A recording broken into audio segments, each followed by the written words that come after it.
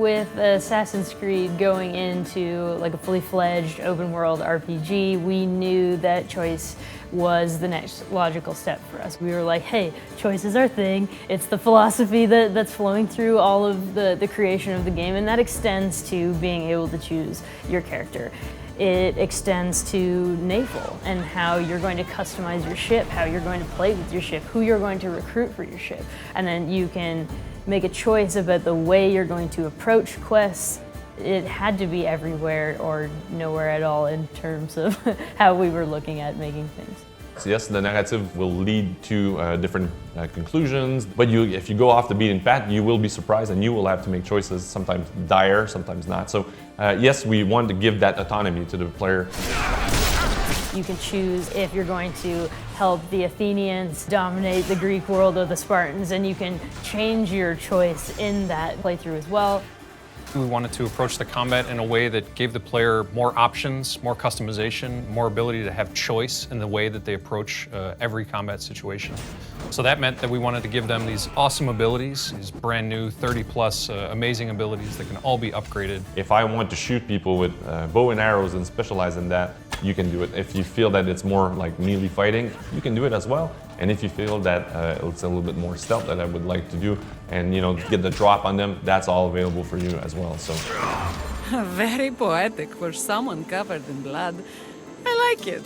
The romancing, we have a handful of characters that we can romance. They don't necessarily intertwine with the bigger picture, so they're much more regional content stories or a little bit more for fun. When we set out to make the story in Assassin's Creed Odyssey, we knew that we were going to have multiple endings. Now, for us, it meant making a series of choices through a series of quests that would impact the ending, and not just be multiple endings based on one decision you make at the end, which sometimes other games fall prey to.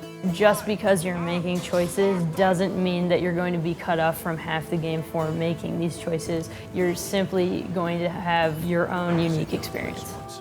Something that I really like about our game is the variation of tones. I never thought Poseidon's anger would be too much for the mighty Cassandra's stomach.